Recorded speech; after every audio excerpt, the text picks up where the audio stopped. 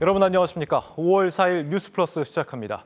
FOMC 결과 발표를 하루 앞둔 오늘 그야말로 폭풍 전야 같은 하루였습니다. 증시 상황부터 진단합니다. 오민지 박찬희 기자 나와 있습니다.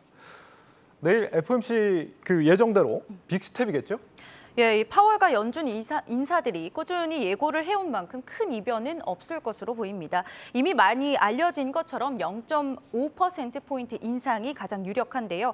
이 0.5%포인트 인상이 진행이 된다면 2000년 이후 이 파격 금리 인상이 되겠습니다. 이뿐만 아니라 금리 인상보다 더 강력한 대차대조표 축소, 이른바 양적 완화까지도 발표될 것으로 예상이 되는 상황인데요. 긴축이죠? 네네, 양적 긴축이죠. 이 대차대조표 축소는 연준이 보유하고 있는 자산, 그러니까 채권과 같은 자산들을 줄이면서 이 시장에 풀었던 유동성을 걷어들인다는 의미입니다. 따라서 증시에서는 어느 때보다 좀 긴장감이 높은 상황입니다. 미국장은 사실 최근에 어느 정도 좀 큰 폭의 조정이 있었습니다. 이 FOMC 전후로 해서 흐름이 좀 어떻게 될 걸로 전망이 됩니까? 네, 우선 이런 2000년 이후에 처음 단행되는 금리 인상이니까요. 0.5%포인트를 인상했던 당시로 한번 돌아가서 그때는 시장의 반응이 어땠는지 한번 보겠습니다. 그래프를 한번 보시면 S&P 500의 모습인데요. 2000년 5월에 이렇게 단행이 됐습니다. 이 3월에 최고점을 기록했던 거에 비하면 5월에 좀 다소 주춤하는 모습을 보이지만 다시 8월까지는 계속해서 다시 증시가 올라와 주는 모습을 보였습니다. 이후에 IT 버블 붕괴로 인해서 이 증시가 위기를 맞았고요. 2000년 이후 말에 12월 달쯤에는 연중 최저점을 기록했습니다. 이 IT 주들이 버블 붕괴로 줄줄이 좀 하락세를 보이면서 2001년 연준은 금리를 다시 인하시키기까지 했습니다. 이 당시 증시가 연준의 금리 인상 발표 이후에 그 영향으로 하락을 했다라기보다는 IT 버블 붕괴로 인한 영향이 더 컸다, 이렇게 보는 게 타당하겠는데요. 이 금리 인상 이슈는 이미 시장에 예고돼 있었던 것이고요. 이번에도 역시 시장은 0.5%포인트 인상을 기대하고 있는 상황입니다. 따라서 이번에도 금리 인상에 따른 증시에 엄청난 충격은 없을 것으로 시장은 예측을 하고 있는 상황입니다. 사실 이 국내 증시도 과거 금리 인상기를 보면 흐름은 조금 비슷했습니다. 차트를 보면 가장 최근 이 미국의 금리 인상기였던 2015년에서 2018년 사이 연준은 총 9차례 금리를 인상했었는데요. 이 기간 코스피 지수는 17% 넘게 올랐습니다. 지수는 8차 금리 인상 이후 미중 무역 갈등이 심화되면서 10월 한 달간 그제서야 13% 급락을 했는데요. 이렇게 과거 자료만 보면 금리 인상이 지수에 미치는 악영향은 크지 않다는 것을 알 수 있습니다. 다만 이번에는 조금 다를 수 있다는 지적도 함께 나옵니다. 바로 물가 때문인데요. 2015년 당시 미국의 소비자 물가지수 상승률은 0%대였던 반면 현재는 6%를 넘어섰습니다. 이는 연준의 목표치인 2%를 크게 뛰어넘은 수준입니다. 증권업계에서는 여전히 시장에 불확실성이 많기 때문에 하락은 아니더라도 반등이 쉽지 않다는 입장입니다. 키움증권은 증시가 과매도 구간에 진입한 만큼 지금이 바닥권이라고 본다. 다만 여전히 불확실성이 남아있기 때문에 한동안 박스권에 머무를 것이라고 전망했습니다.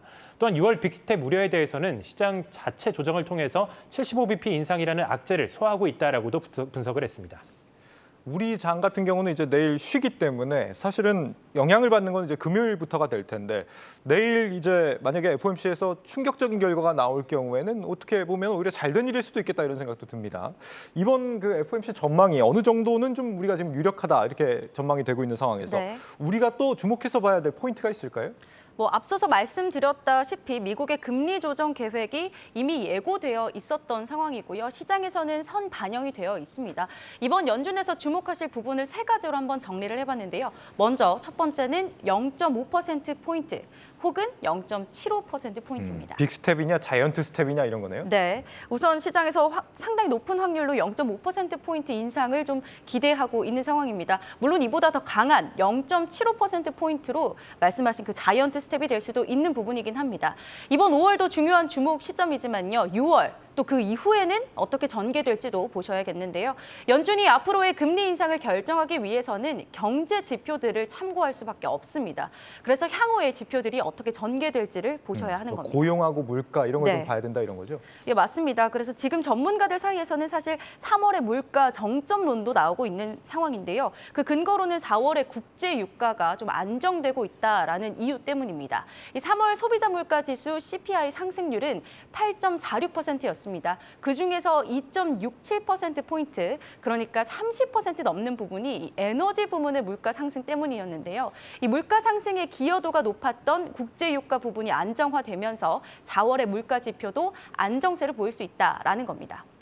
지금 여전히 뭐 전쟁이 계속되고 있기 때문에 사실 네. 물가가 앞으로 안정화되기를 기대하는 것은 당분간은 좀 무리지 않을까 싶은 생각도 들고, 오히려 이제 변동이 극심한 뭐 에너지나 식품을 제외한 그런 물가를 우리가 근원 물가라고 하잖아요. 예. 근원 물가의 측면에서 이제 인플레이션이 좀 피크아웃이 지났는지 이런 부분에 따라서 판단하게 되지 않을까 이런 생각도 드는데요. 네, 맞습니다. 또 지난 주말에 1분기 고용비용 지수가 좀 발표됐습니다. 고용비용 지수 상승률이 예상보다 좀 높게 나왔습니다. 결국은 임금이 오르면서 다시 물가가 오르는 악순환이 나올 수 있는 상황이고요. 연준의 입장에서는 굉장히 금리 인상을 공격적으로 해야겠다라고 느낄 수 있는 부분입니다. 그래서 실업률이 오르지 않으면 인플레 진정이 어려울 수 있다라는 지적도 나오고 있는 이유입니다.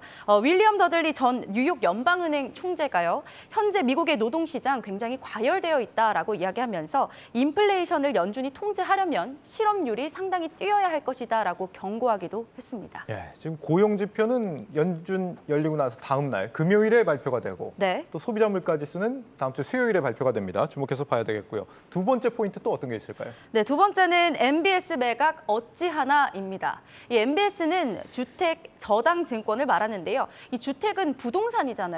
예. 그래서 이 은행에서 부동산을 담보로 잡으면 이 유동성으로 활용하기가 좀 까다로운 부분이 있습니다. 때문에 이런 부동자산을 유동화시킨다. 그러니까 이 증권의 형태로 만들어서 현금화시키는데요. 그걸 이 주택 저당 증권이라고 부릅니다.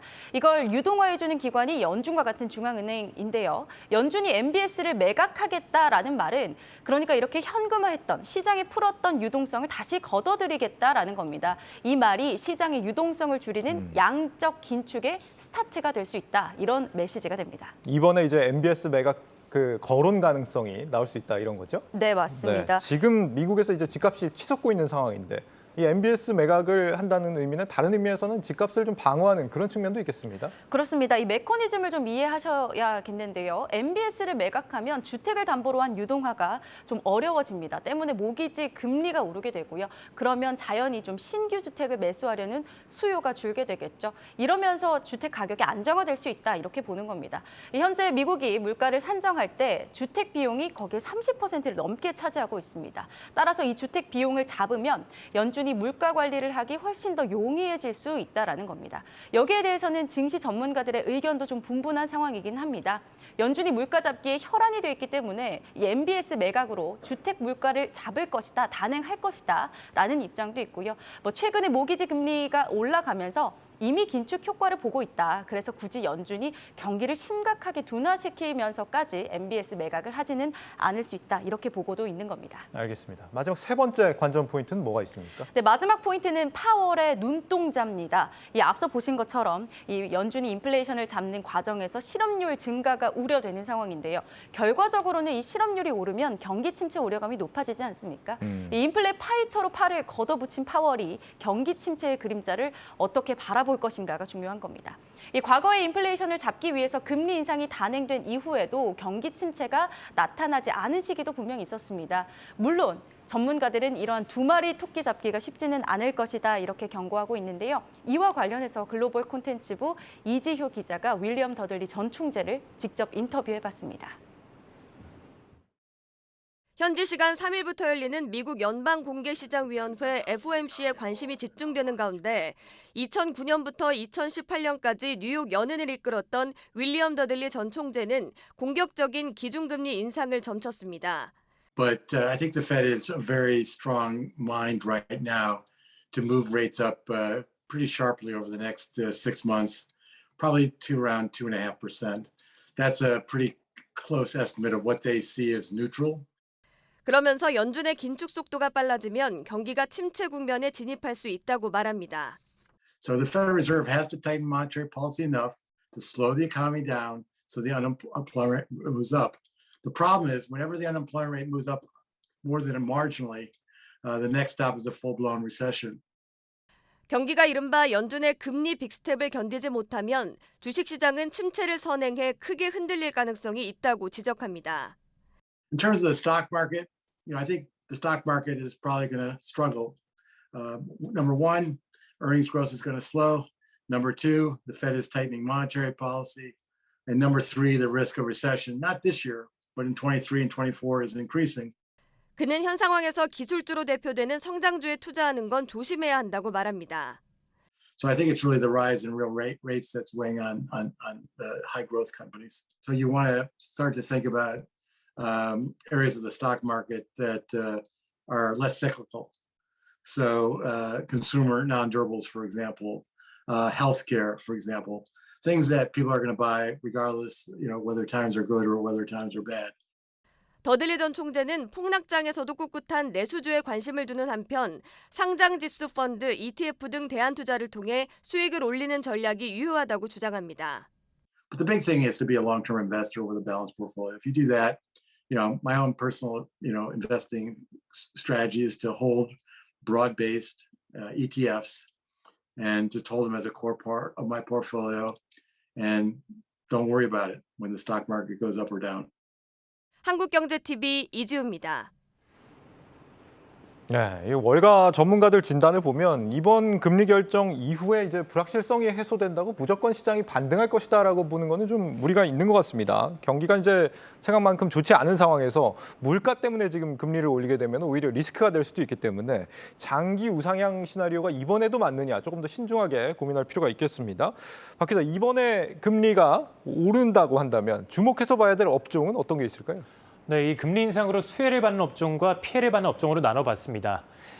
먼저 수혜를 보는 업종으로는 이 대내외 악재 속에서도 선방을 해주는 이 경기 방어주가 있습니다. 생필품, 자동차 등이 여기에 속합니다. 또한 원자재나 토지 관련주 같이 치솟는 물가에 오히려 수익을 올리는 인플레이션 수혜주도 포함이 됐습니다. 반면 타격을 입는 업종에는 고평가 성장주가 꼽혔는데요. 금리가 인상되면 할인율이 올라가고 이에 따라 고평가 성장주의 미래 가치가 기대보다 낮아지기 때문입니다.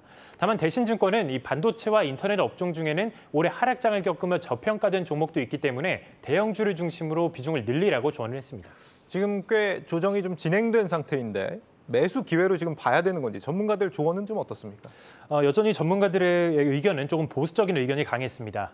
전문가들은 보수적인 대응이 필요하다고 의견을 모았는데요. 신한금융투자는 이 긴축 속도가 빨라질 때 전 세계 주식시장에서 밸류에이션 조정이 나오고 외국인 자금도 빠져나갈 것이라면서 방어적인 태도가 필요하다라고 말을 했습니다. 키움증권은 5월 FOMC 이후 불확실성 해소로 반등이 나올 수는 있지만 이미 증시에 선반영된 FOMC 결과보다 이 11일에 발표되는 이 미국의 물가 지표가 더 중요하기 때문에 당분간 추격 매수는 자제하라고 말을 합니다.